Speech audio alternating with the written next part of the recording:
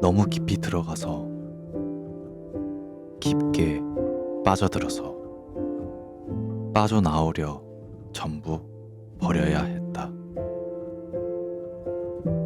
사랑의 깊이가 깊었던 만큼 이별은 버릴 게 많아지는 것 같습니다.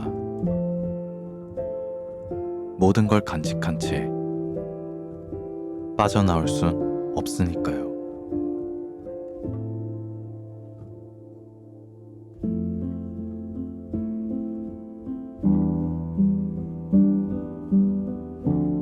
말 한마디 한마디, 숨소리 하나하나 모두가 이야기가 되는 구구절절한 오늘입니다.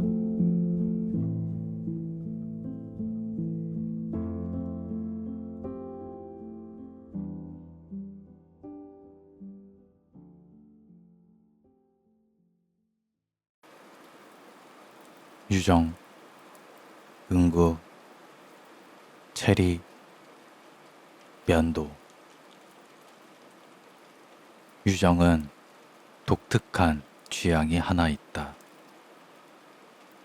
원래 용도와는 다르게 사용을 해보는 것. 아마도 영화에서 봤던 장면 때문인 듯하다. 작은 면도칼로 사람의 목을 긋는 그런? 그런 식으로 써보려는 건 아니다. 성별로 인해 결코 살 일이 없을 것 같던 면도칼이 집에 있는 이유다. 어제 사온 냉장고에서 차갑게 내려앉은 체리를 꺼내 면도칼로 꼭지를 정리해본다. 껍질도 벗겨보려 하지만 이게 지금 체리 표면을 면도하는 건지 과일 손질을 하는 건지 모르겠다. 식탁 아래 있던 응구가 튀어나갔다. 응구는 고양이 이름이다. 엄지손가락에서 붉은 것이 몽글몽글 올라온다. 잘 익은 체리보다 더 달콤할 것 같다.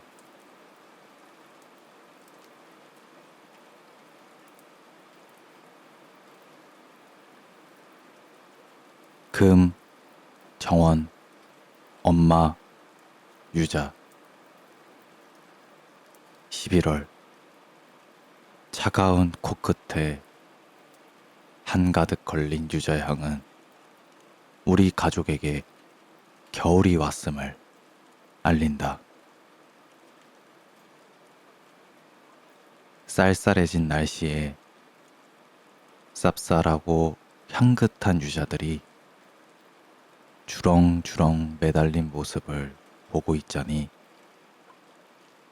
마치 황금의 정원 같아 귓가에선 신들의 바랄라 입성이 들려오는 듯하다.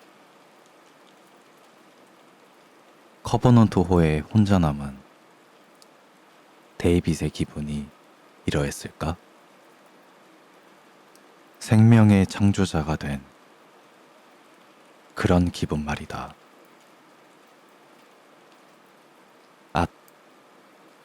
들고 있던 황금을 놓치고 말았다. 딴짓 그만하고 일이나 하라는 엄마의 손맛에 순식간에 창조자에서 노동자로 전락해버렸다.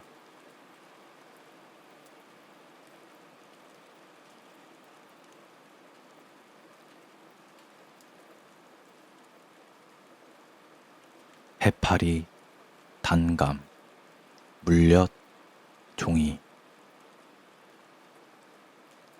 와그작하고 단감을 한입 가득 씹고 있자니 기분 좋은 단맛에 어린 시절 어머니가 깎아주시던 기억이 떠오른다.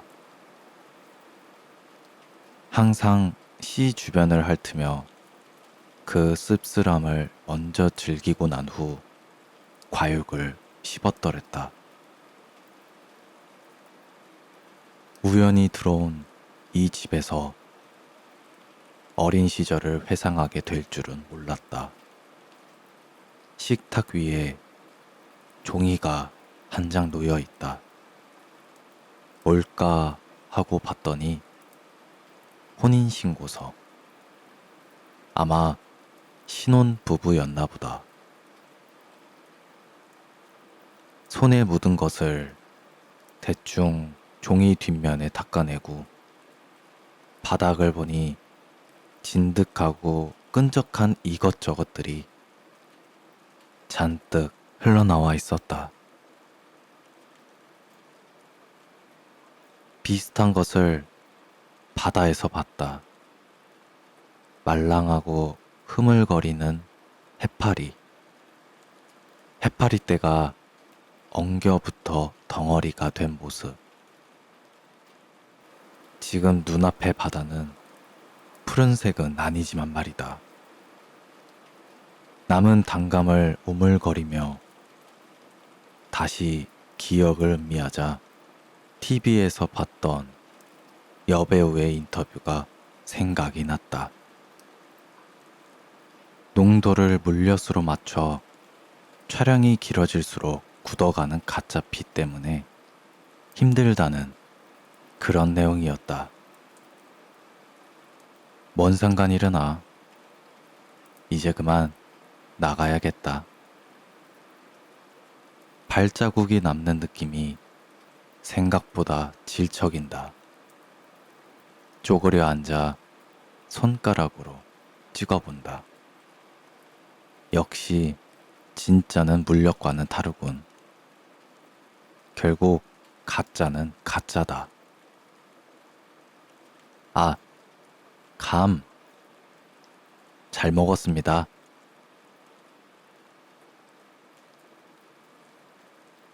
낭만, 노을, 하늘, 태양. 오랜만에 하늘을 올려다보니 노을이 내려앉아 있다. 꽤나 붉게 내리는 탓에 나의 얼굴에 들이우는 그림자마저 발갛게 타오른다. 뻐근한 몸을 풀어주며 하던 일을 마저 하려던 찰나 아쉬움이 찾아왔다. 이제 더 이상 못하겠구나. 내가 가진 유일한 낭만이 오늘로 막을 내리겠구나 하는 그런 튀어가는 뜨거운 액체를 맞으며 하나 둘 나뉘는 모습을 보아하니 지금이 중요하지 싶다. 뜨겁고 무거운 진득한 노을이 상반신을 전부 뒤덮었다. 안녕, 나의 마지막 낭만.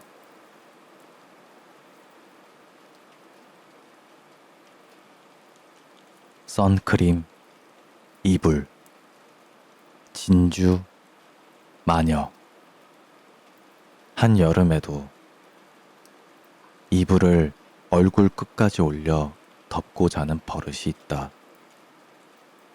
나를 감싸주는 포근함이 내가 가진 유일한 추억이라 항상 그러한 형태로 잠에 들었다.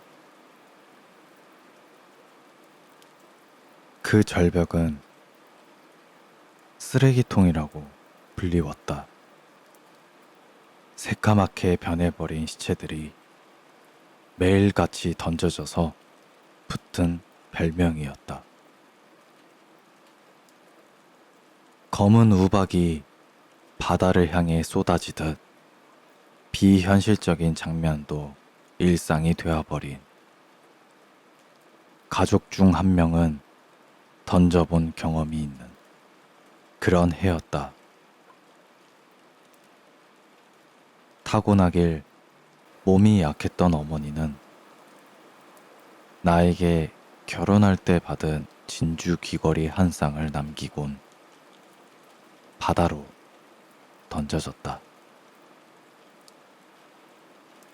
그날 나의 아버지는 자신의 왼편이 모조리 뜯겨 나갔다고 했고 그 어떤 짐승보다 무섭게 울음을 내질렀다. 나의 보물이 되어버린 귀걸이. 귓볼이 피고름으로 범벅이 되어도 결코 뺄 수가 없었던 나의 어머니. 어머니를 닮아 아름다운 진주 귀걸이는 안타깝게도 마을의 최고 권력자의 딸의 마음에 박혀버렸고 나는 그렇게 우리 마을의 마녀가 되어 있었다. 어찌 내 어머니를 내놓을 수 있겠는가? 허나 아버지는 남은 오른쪽을 차마 잃을 수 없었다. 딸아, 나의 반쪽아. 이 아비는 너마저 잃고 싶지 않구나. 그저 귀걸이란다. 아니에요. 귀걸이라뇨. 어머니인걸요. 저에게 남은 마지막 어머니라고요.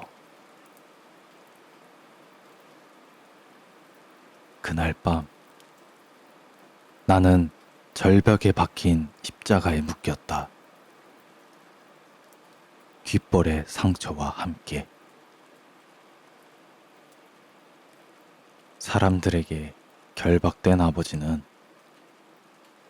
나를 보며 또다시 울부짖었고 나는 불과 하나가 되었다. 발끝부터 피부가 오그라들고 뜨거운 열기와 새까만 연기가 코와 입을 통해 내 몸속을 전부 구워버리는 고통. 비명조차 마음대로 지를 수 없었다. 누군가가 나를 안았다.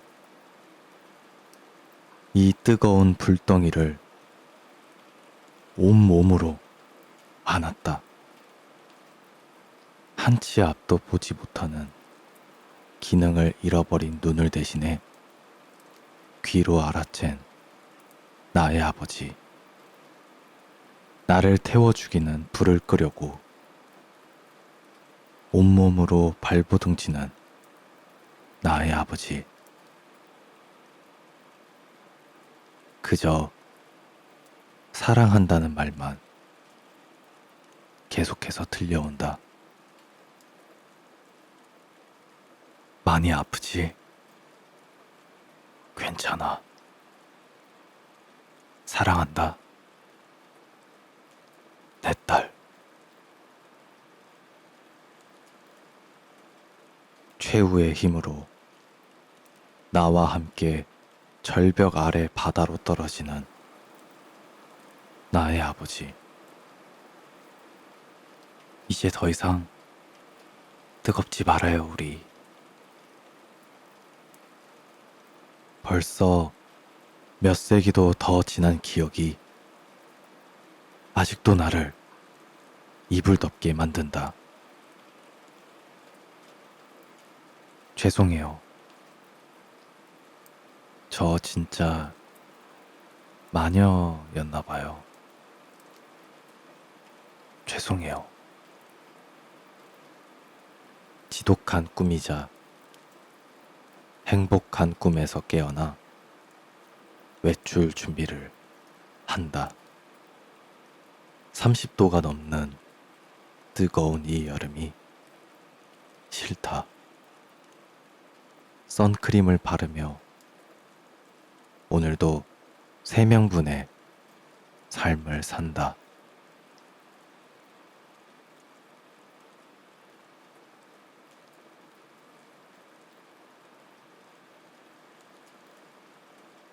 모기, 소나무, 카페트, 쇼핑.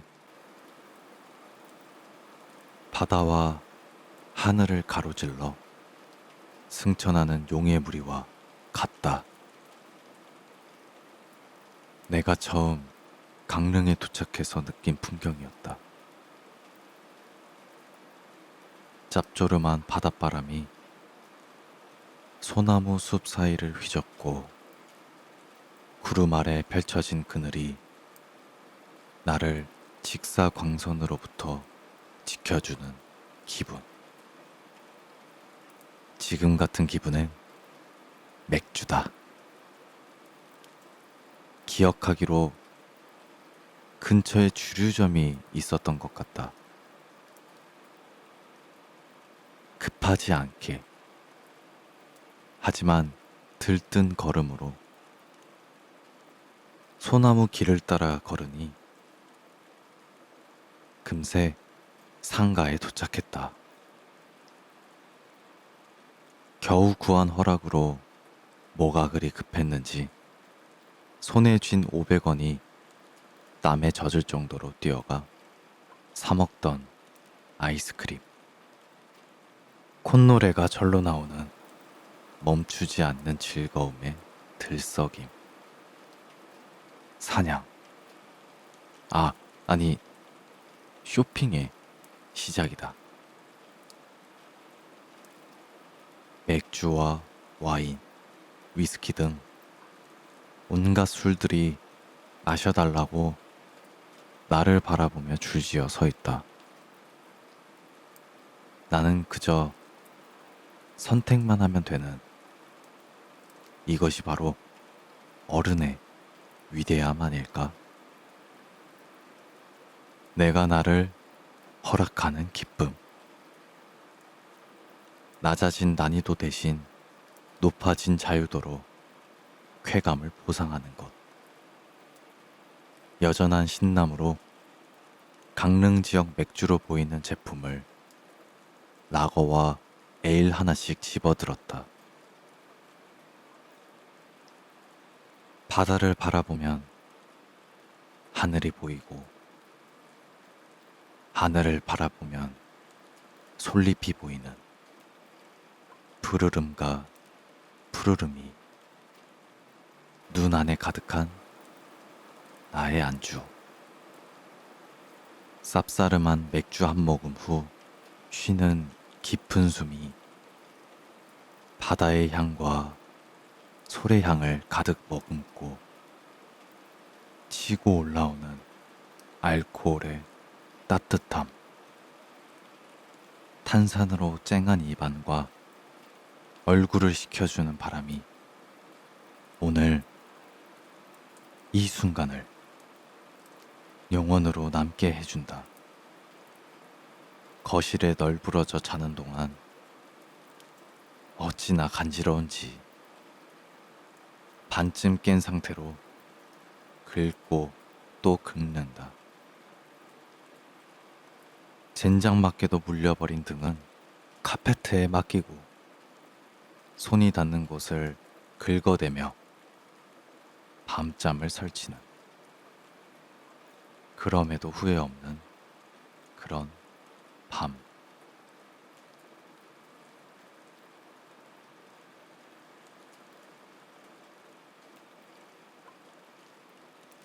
포뇨, 고양이, 초록색, 크리스마스.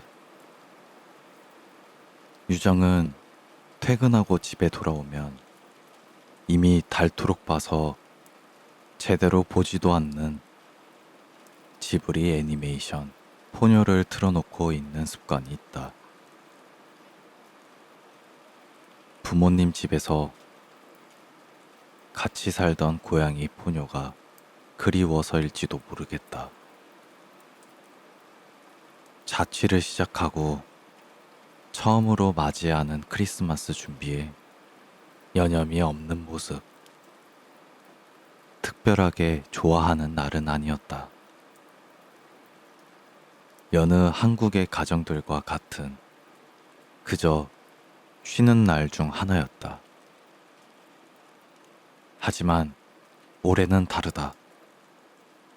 생전 피우지도 않던 양키 캔들을 초록, 빨강, 색 맞춰 켜두고 온갖 가랜드들을 걸었다. 고양이가 있는 집에선 시도해보기 어려운 것들 말이다. 이제는 혼자 사는 만큼 친구들을 초대할 수도 있었지만 첫 크리스마스만큼은 그러고 싶지 않았는지 오롯이 자신만을 위한 것들로 한가득 챙겼다. 저렴한 레드 와인을 한 병 사 노랗고 빨간 과일들을 시나몬과 함께 팔팔 끓이느라 집안은 순식간에 갖가지 향으로 가득했다. 약간은 어지러울 정도. 황급히 창문을 열고 차가운 공기를 한가득 삼키며 작은 웃음을 터뜨린다.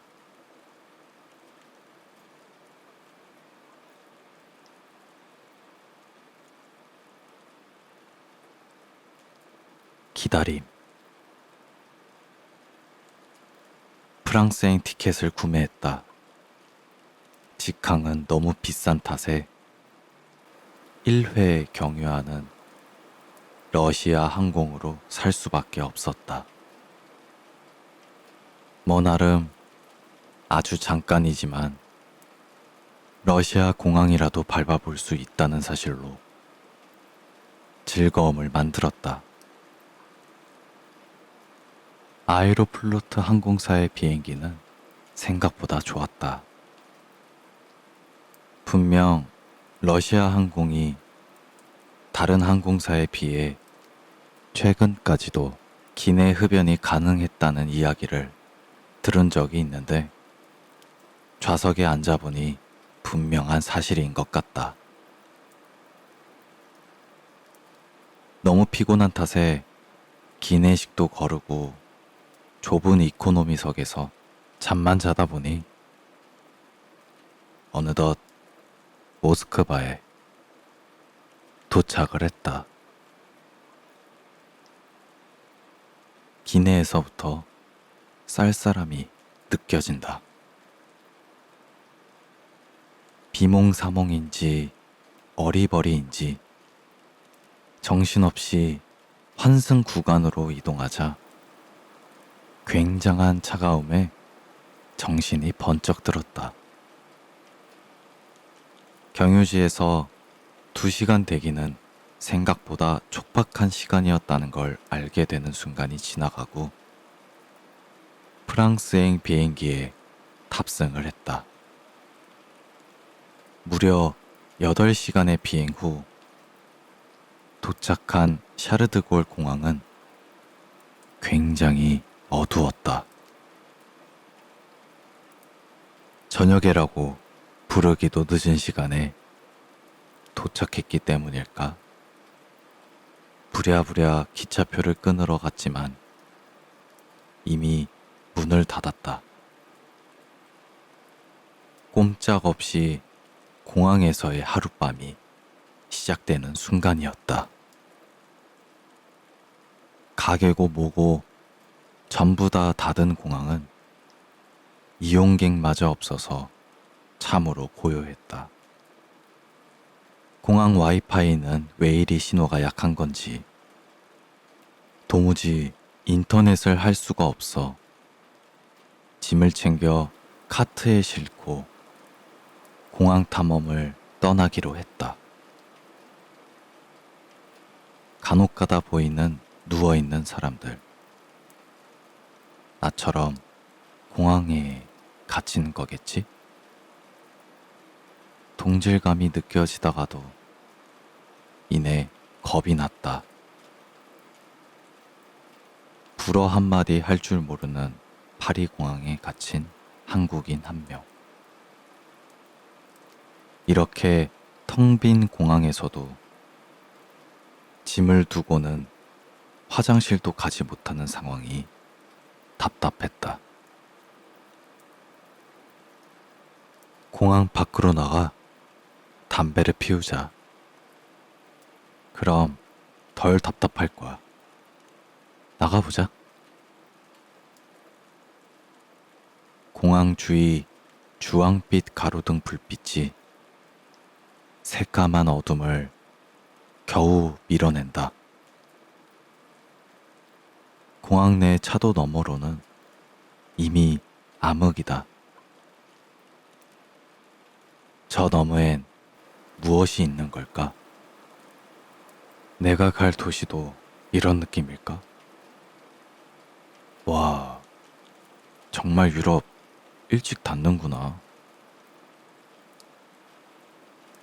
상상과 현실 사이에서 앞으로에 대한 걱정을 하다가도 이내 그만두고 담배나 한 까치 더 피우기로 한다.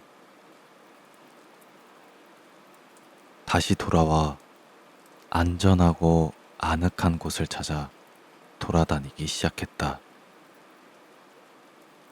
화장실 옆 초콜릿 가게로 보이는 곳 근처에 꽤나 독립적인 공간이 보였고 나의 잠자리가 되었다. 아무것도 할 게 없다. 그저 누워서 가방을 꼭 끌어안고 생각만 할 뿐이다. 내일 기차는 잘 탈 수 있을까? 표는 있을까? 자는 사이 누가 짐을 훔쳐가면 어쩌나. 대부분 불확실한 두려움에 대한 것들이다. 슬프게도 그토록 오고 싶던 장소에 와서 하는 일이 걱정뿐이다. 14시간 거리의 한국이 그리워진다. 아침 해가 기다려지고 목적지에 도착한 내 모습이 다시 또 걱정이 되는 그런 밤.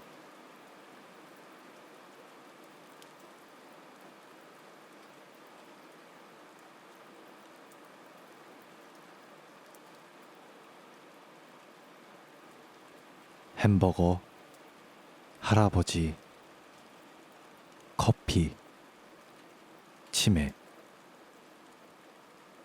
참 부지런도 하다. 어느 누가 치매 걸린 노인이라 생각하겠나 싶다. 아침은 늘 커피 한 잔으로 시작하고 공복을 유지한다. 빈 머리와 반대로 풍성한 하얀 수염을 정성껏 그루밍하며 외출 준비를 하는 모습이 참 신기하다. 길게 펼쳐진 하천, 줄지어 세워져 있는 박스집들이 보이는 벤치에 앉아 한참을 사람들을 관찰하다가 이내 점심을 먹으러 간다. 롯데리아를 좋아하는 건지 불고기 버거를 좋아하는 건지 모르겠지만 매일 같은 시간에 같은 버거를 먹으러 간다. 주위에선 버거 할배로 이미 유명하다. 그래도 노인네 진상짓은 없어서 그런지 롯데리아 직원들도 주변 매장의 사람들도 할아버지를 보고 항상 인사를 건넨다. 상점가가 보이는 창가 자리에 앉아 거진 1시간을 햄버거 하나와 콜라 하나를 먹는데 쓴다. 다 먹고 나면 햄버거 포장지를 차곡차곡 접어 손톱만하게 만든 후 버리는 요상한 습관도 있다. 다 먹고 나면 아까 앉아있던 벤치가 있는 하천으로 돌아간다. 종일 무언가를 관찰하는 건지 그저 멍하니 바라보는 건지 모르겠지만 그렇게 몇 시간을 또 근처에서 보내다가 집에 돌아간다. 돌아오면 항상 지저분해진 손과 몸부터 씻는다. 뭘 하고 돌아오는 건지 항상 지저분한 것들이 잔뜩이다. 아침에 나갈 때와는 상반된 모습. 몸을 씻고 나면 욕실에 쪼그려 앉아 입고 나갔던 옷을 대야에 넣고 과사나 수소를 잔뜩 넣는다. 하얀 거품이 부글부글 일어나면 천천히 공들여 빨래를 한다. 간혹 모자라면 과탄산소다를 추가로 이용하기도 한다. 참, 하얀 옷 말고 어두운 옷을 입으면 좋으련만 절대로 다른 옷을 입지를 않는다. 그렇게 빨래를 마치고 나면 주방으로 가 오늘 사용한 식칼을 설거지한다. 손잡이 부분은 이미 오랜 세월이 지난 탓에 완전히 깨끗하진 못하지만 나름의 훈장인 듯 설거지를 마치면 꼭 이리저리 굴려가며 지그시 바라본다. 그리고 숫돌로 날카롭게 날을 갈고 가죽으로 된 케이스에 고이 넣어둔다. 애지중지하기가 손자 다루듯 하다. 그렇게 매일을 같은 날로 살아간다. 마치 어느 하루에 갇혀, 아니, 젊은 날 가장 즐거웠던 하루를 영원히 사는 듯 하다.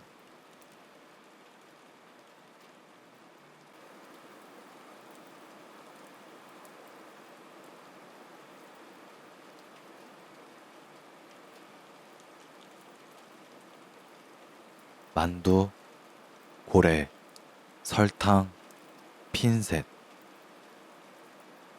자기야, 이 만두 어때? 부러워? 전형적인 농담.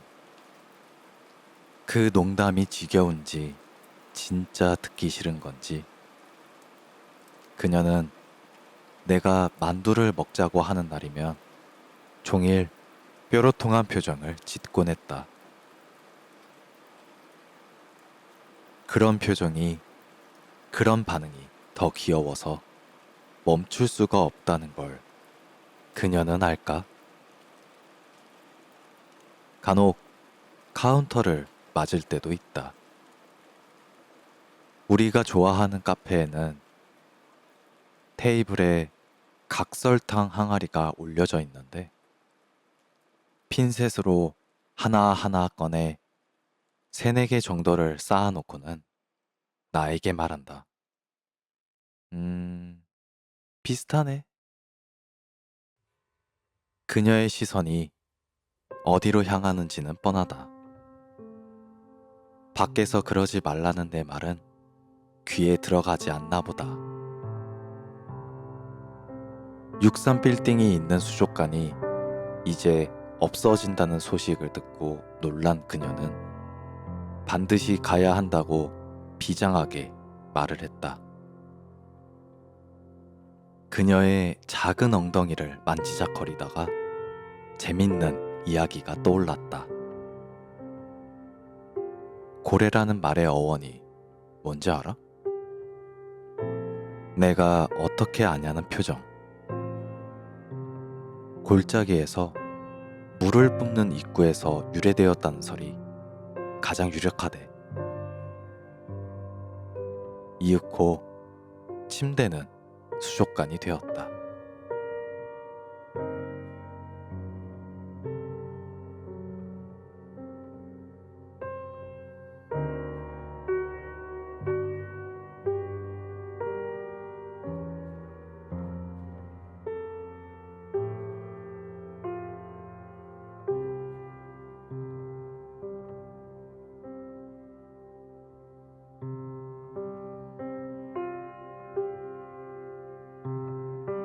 오늘의 구절은 여기까지입니다.